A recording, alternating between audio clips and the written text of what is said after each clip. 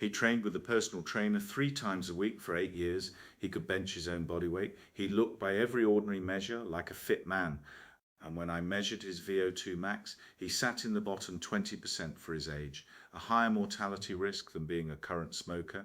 He was a 51-year-old private equity partner. He had assumed that showing up at the gym 3 times a week, lifting, sweating, occasionally on a treadmill, was taking care of his health. It was not. What he was doing was the single most common mistake I see in executives in their 40s and 50s. Quick one before we go in. If this channel is useful to you, please subscribe. One Tuesday deep dive and one Saturday quick take every week, built for executives only. And the free Executive Longevity Scorecard at the link in the description scores you across all 6 pillars in 8 minutes, worth taking today. Right, here is what 3 gym sessions a week is not telling you. Most senior executives have settled on a version of the same weekly exercise pattern. 3 visits to a gym, some weights, some time on a bike or treadmill, maybe a class at the weekend. The belief underneath is simple. If I am strong and I am sweating, I am protected. Here is the problem. Strength is not the number that predicts how long you live, neither is sweat. The single strongest predictor of all-cause mortality ever identified in a modern data set is not your bench press, your body fat, or your cholesterol. It is your cardiovascular fitness, measured as VO2 max, the maximum rate at which your body can use oxygen under hard exercise.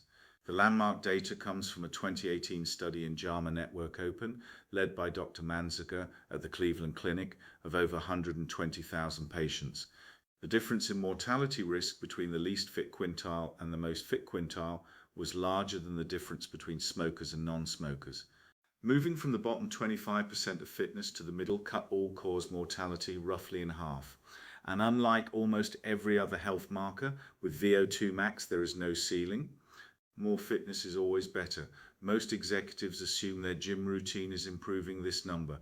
In the vast majority of cases, it is not.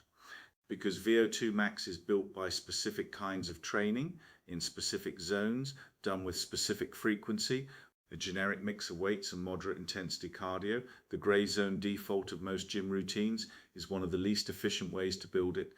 Here is what is actually true. Your longevity protective exercise week has 3 components, not 1. Zone 2 cardiovascular training, heavy resistance training, and occasional high intensity intervals. If any one of these is missing, the whole structure is compromised. Zone 2 is the engine room. It is steady cardiovascular work at a pace where you can still hold a conversation, but would prefer not to.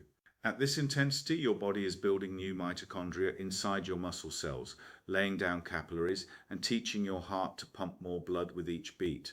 This is the single most powerful driver of long-term aerobic capacity. The minimum effective dose is 3 sessions a week, 30 to 60 minutes each. Most executives do 0. Heavy resistance training is the structural defense. After 40, you lose roughly 1% of your muscle mass each year unless you actively defend it. This is called sarcopenia, and it is the biological trajectory that takes strong 50-year-olds and turns them into frail 75-year-olds who cannot get out of a chair unaided. The only intervention that reliably prevents it is progressive overload resistance training, 2 to 3 sessions per week, focused on compound movements, not arm isolation, not machines used on autopilot. High intensity intervals of the ceiling raiser.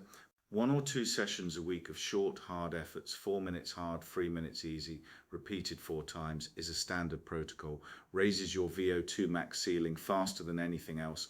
Here is the analogy that makes this stick. Your VO2 max is the size of your engine. Everyday activities for a person with a large engine are effortless cruising. Everyday activities for a person with a small engine are constant redlining. When a sudden stress arrives, a chest infection, surgery, a bad fall, the large engine copes, the small engine overheats. Executives who train with 3 mixed gym sessions per week are driving a small engine at near capacity and wondering why life feels heavier than it used to. Back to the gentleman in my consulting room. When we mapped his weekly pattern, he was doing roughly 90 minutes of resistance work spread across 3 sessions, and essentially no dedicated zone 2, plenty of sweat, no aerobic foundation. His estimated VO2 max at age 51 sat at 26 milliliters per kilogram per minute, a number that, left unaddressed, would cross the threshold for independent living by his mid-70s.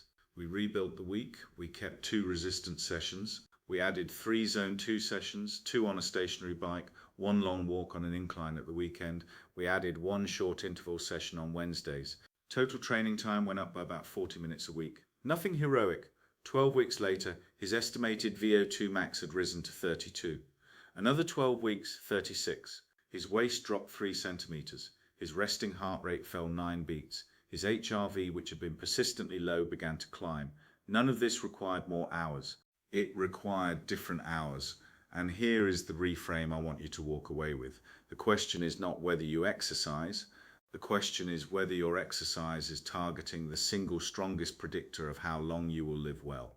For most executives I meet, the answer is that they have built a routine around strength and aesthetics and quietly left their cardiovascular engine to shrink by roughly 10% every decade since their 30s. You do not feel it at 50, you feel it at 65 when the stairs that used to be nothing start to matter. The good news is that VO2 max is trainable at every age. The bad news is that it will not train itself. 3 sessions at the same moderate intensity will not do it. What does it is polarized, structured, deliberate training across 3 modalities. So before you head off today, one thing, if you take a look at your week and you cannot clearly identify your zone 2 sessions, your resistance sessions and an interval session, then whatever you are doing at the gym is almost certainly not protecting the one metric that predicts your future most strongly. If you want to know exactly where your exercise habits sit against the 6 pillars of longevity, the free Executive Longevity Scorecard takes 8 minutes and delivers a personalized PDF report that maps your strengths and your gaps. The link is scorecard.genexera.com and it is in the description. Subscribe for more of these. I will see you on Tuesday.